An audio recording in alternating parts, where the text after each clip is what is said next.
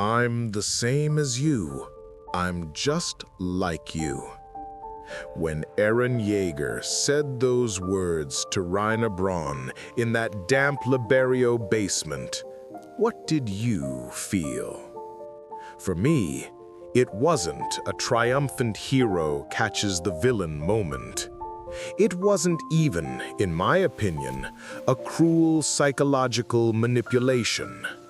No, it was something far more terrifying.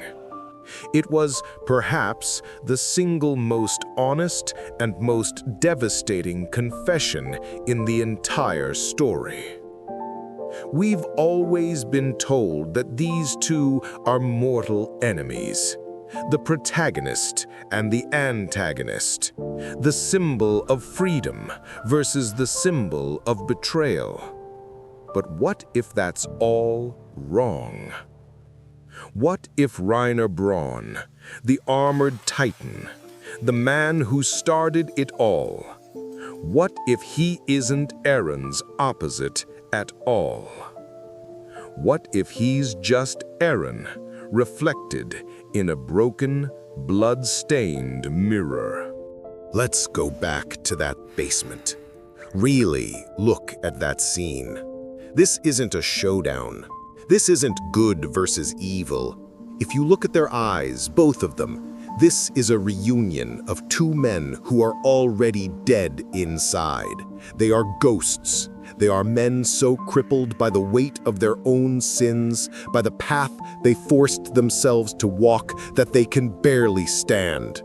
Reiner is a suicidal wreck, shattered by his guilt. Eren is a hollow shell, propelled forward only by a future he can't escape. This video isn't about who was right or who was wrong. This is a post-mortem. We are here to dissect why they were the same. This is the twin tragedy of Eren and Reiner, a story of how they weren't opposites, but two inevitable products, two victims fed into the exact same grinding machine of war and inherited hatred. To understand them, we have to start at the beginning, because they both began their journey as child soldiers. Let's start with Reiner. Who is the real devil here? Reiner grows up in Marley, literally in an internment zone. He's born into a world that tells him every single day that he is Eldian trash. He's subhuman. His only path to validation, the only way to make his mother proud, the only way to earn the right to exist, is to become an honorary warrior. He's a child, poisoned with the propaganda that the people on Paradise Island are devils and that his grand mission is to exterminate them for the good of the world. He's a child soldier, sent on a holy crusade. Now, let's look at Eren. Eren grows up inside the walls, and he's fed a different kind of poison. His poison is freedom. His ideology is just as absolute, just as black and white. Everything inside the walls is home. Everything outside the walls is an enemy that is trying to take his freedom away. His entire worldview is forged in the fire of his mother's death, fueled by a singular blinding hatred for the Titans, who in the cruelest irony are his own people. Do you see it? Reiner is taught to hate his own bloodline in the name of the world. Eren is taught to hate the world in the name of his home. Both were handed their hatred. They didn't invent it. They were just the next generation in line, forced to carry the guns and the sins of their fathers. But what happens when that simple, pure hatred cracks?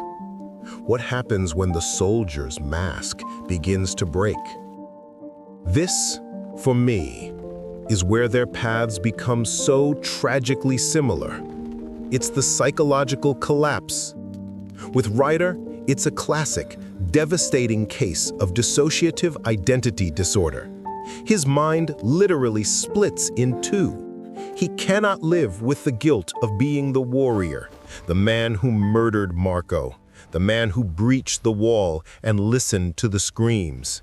The guilt is so profound, so all-consuming, that his brain creates a new person to protect him.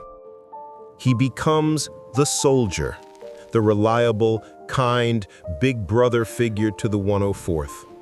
He is completely, utterly fractured. He's a man at war with himself, trapped between the monster he is and the good man he desperately wishes he could be. Now, look at Eren. You might think he's different. You might think he's in control, that he's a Chad, that he's based. Let's be honest here. Is he? Eren also has to create a mask, to do what he knows he must do, to walk the path of the rumbling. He has to kill his old self. He has to systematically murder the boy who loved his friends, the boy who cried, the boy who hesitated. He actively becomes the devil that the world and Reiner accused him of being. He isn't fractured by his past guilt like Reiner. He is hollowed out by his future guilt. They both lost themselves. Reiner's mind shattered to protect him from what he did.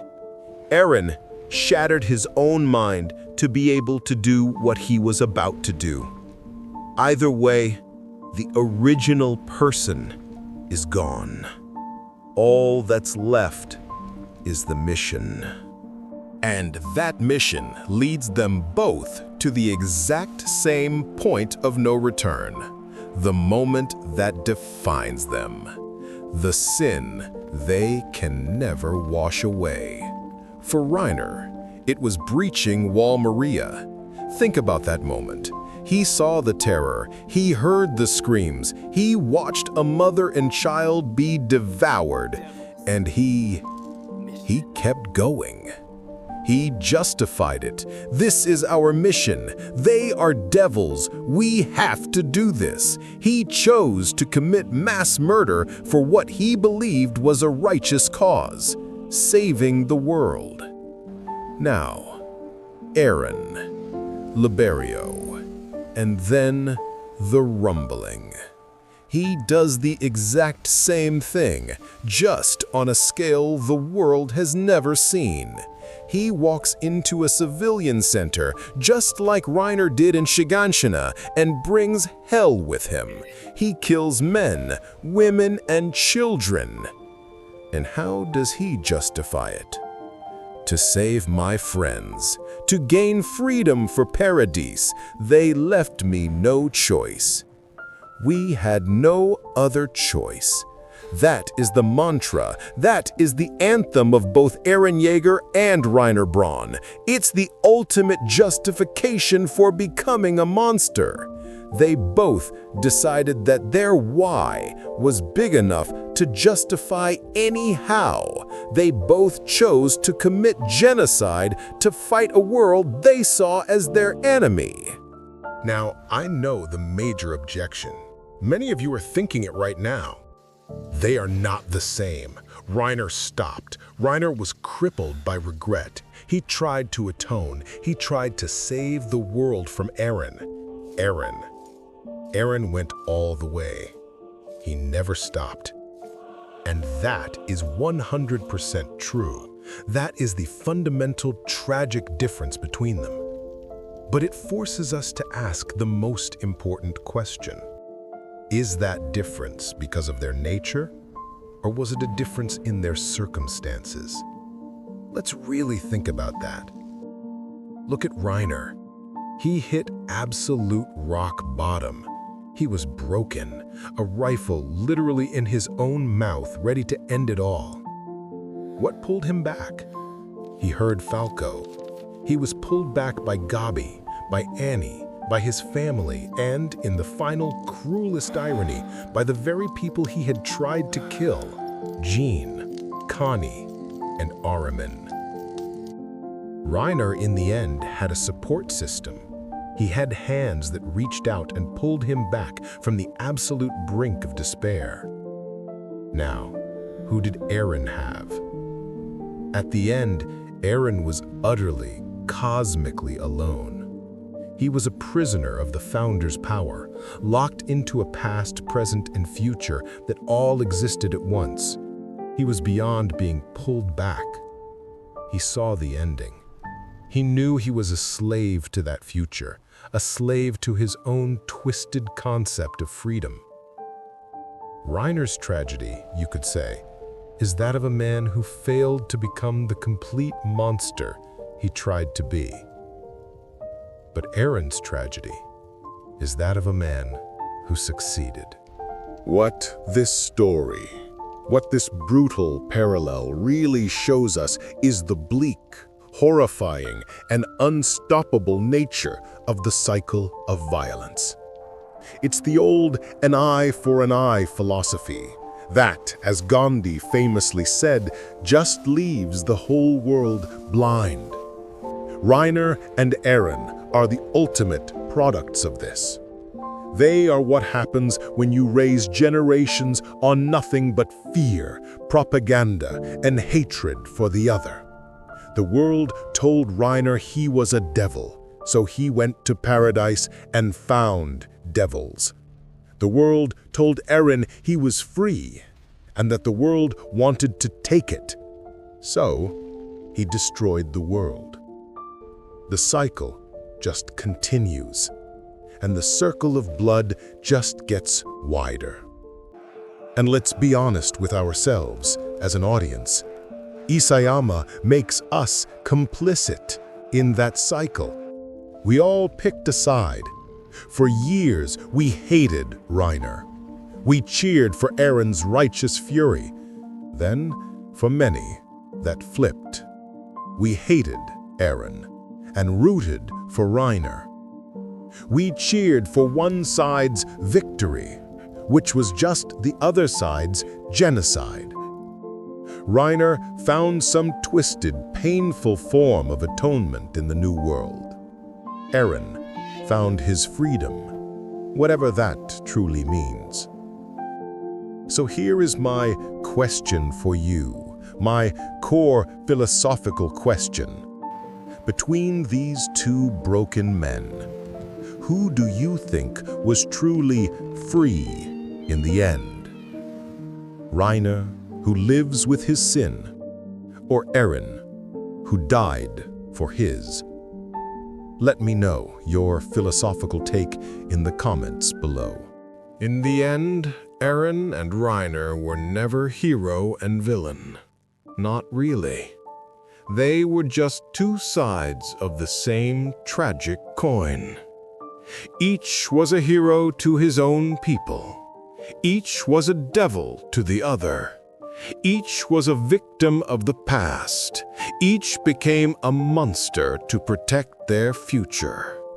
Each wanted to save the world, and in their own way, they both destroyed it. Eren's final confession in that basement, "We're the same," wasn't a threat. It wasn't an accusation. It was an epitaph. It was simply the truth. And it leaves us with one final, chilling question. If Reiner Braun had been born inside the walls, and Eren Yeager had been born in Marley, would anything have changed at all?